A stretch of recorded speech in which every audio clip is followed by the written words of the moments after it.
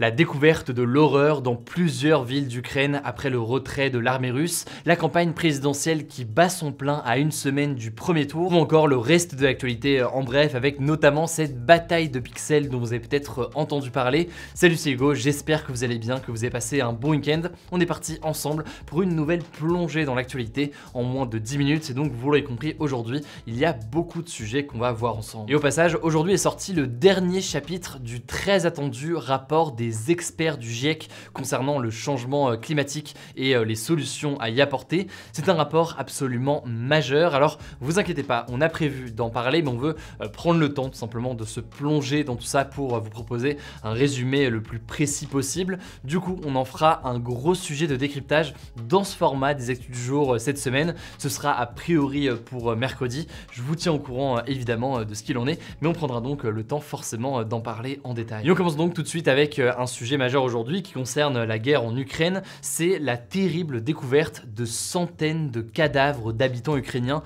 dans une ville aux environs de Kiev, une découverte qui pourrait marquer un tournant absolument majeur dans le conflit. Alors on en parlait en fin de semaine dernière, la Russie a décidé pour le moment en tout cas de cesser les combats dans la région de la capitale ukrainienne Kiev, située donc dans le nord du pays, pour se concentrer en fait sur la région du Donbass à l'est du pays, et du coup la région de Kiev a été libérée, l'armée ukrainienne a repris le contrôle de plusieurs territoires et le résultat c'est que ça a donné lieu à des découvertes terribles, notamment à Boutcha qui est situé aux portes de Kiev où les combats ont été très violents depuis un mois. En effet, les autorités ukrainiennes et les journalistes qui ont pénétré à l'intérieur de la ville après le départ des Russes ces derniers jours ont découvert tout simplement un véritable massacre. Alors selon le maire de Boutcha, c'est près de 300 cadavres de civils ukrainiens, pour la plupart des habitants non armés qui ont été retrouvés abandonnés dans la rue, dans des caves ou encore dans des fosses communes, sachant que ce nombre est pour l'instant évidemment une première estimation et qu'il pourrait continuer à évoluer au fur et à mesure que des découvertes sont faites.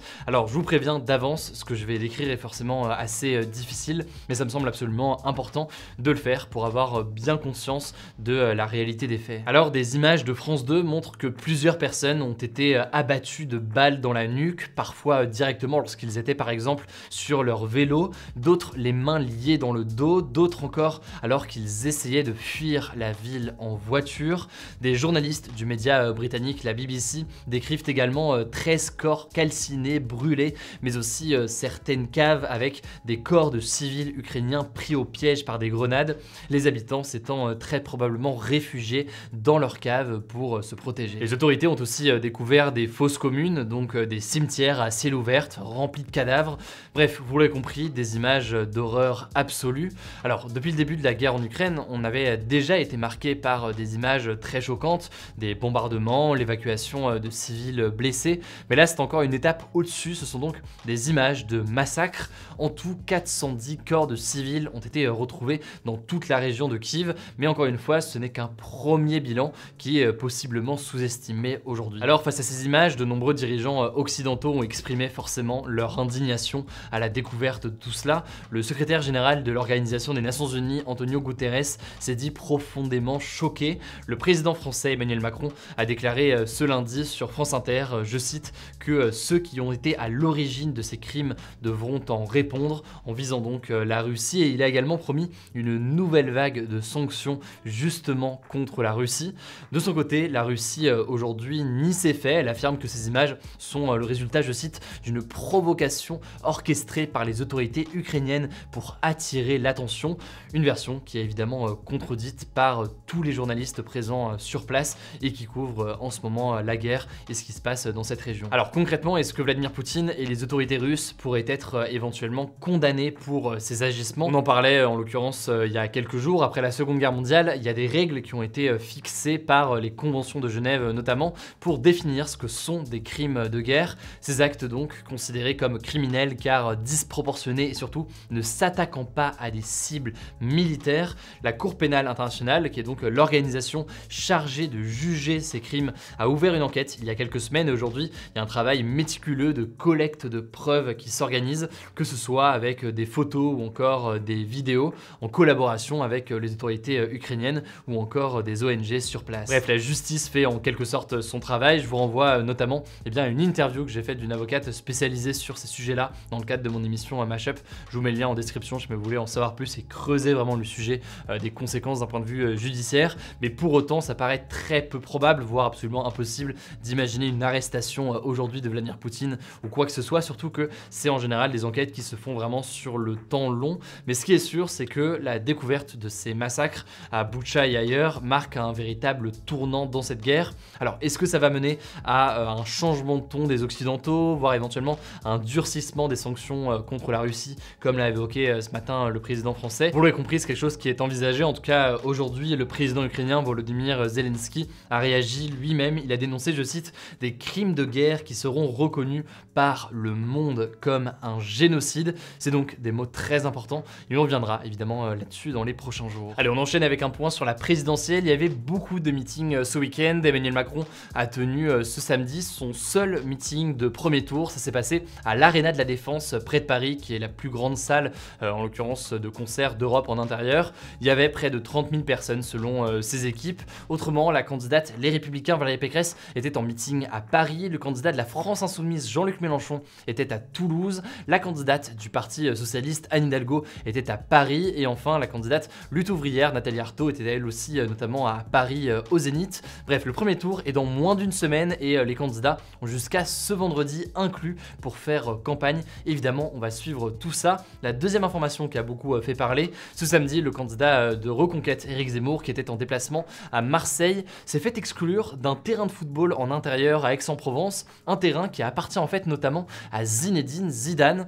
En gros, il avait réservé le terrain de foot avec ses équipes pour jouer et surtout, vous l'imaginez, pour faire de la communication avec plein de caméras et de journalistes autour. Vous l'imaginez bien, sauf que eh bien, les propriétaires ne voulaient pas être associés à ça. Ils refusaient de voir toutes ces caméras, donc ils lui ont demandé tout simplement de partir immédiatement. Il y avait notamment le frère de Zinedine Zidane qui est donc propriétaire de ce lieu. On continue avec les actualités en bref. Une autre actualité absolument majeure qui se passe cette fois-ci en Afrique, au Mali, et qui est malheureusement là aussi une atrocité de guerre qui a coûté la vie à des civils. Dans la ville de Moura, au centre du pays, les militaires maliens et les mercenaires russes du groupe Wagner ont tué entre 200 et 400 personnes. Le village a en fait été bloqué pendant 5 jours du 27 au 31 mars pour combattre les djihadistes qui sont présents dans la région. Mais selon des témoins, eh bien, les militaires auraient ouvert le feu sur la population sans distinction. C'est en l'occurrence l'une des pires tueries de l'histoire récente du Mali. C'est une information en l'occurrence qui a été assez peu évoquée et relayée sur les réseaux sociaux, notamment ces derniers jours,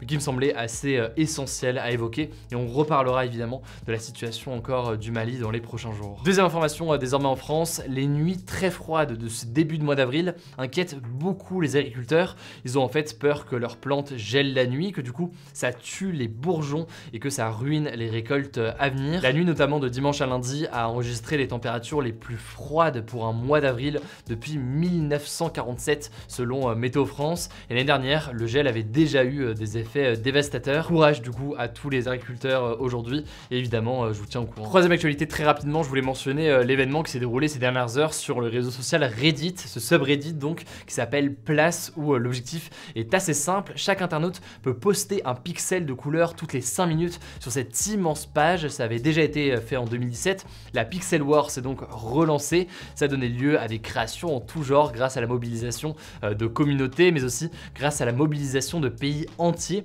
notamment la France qui s'est en l'occurrence mobilisée pour contrôler tout un carré en bas à gauche avec comme ambassadeur notamment eh bien, les streamers Kameto, Inox ou encore Étoile en live depuis ce week-end. Alors dit comme ça, ceux qui ont suivi comme moi savent de quoi je parle, ceux qui n'ont pas suivi trouvent sûrement tout ça assez bizarre. Du coup je vous en reparle un peu plus en détail demain, avec notamment cette question qu'on peut se poser au-delà de ce sujet assez léger: comment expliquer une présence aussi importante de la France lors de ce genre d'événements en ligne? En tout cas au moment où on tourne, le rappeur Népal est en train d'être dessiné, tout comme le Louvre. Et ça forcément c'est beau à voir et je voulais quand même le mentionner aujourd'hui. Quatrième information pour terminer, ce sont les Grammy Awards, donc l'équivalent américain des victoires de la musique en France, qui ont eu lieu dans la nuit de dimanche à lundi. On peut retenir notamment c'est que le groupe Silk Sonic de Bruno Mars et Anderson .Paak ont remporté plusieurs titres, dont celui de chanson de l'année pour leur titre Leave the Door Open, et ça fait très plaisir. La chanteuse Olivia Rodrigo a remporté celui de la révélation de l'année,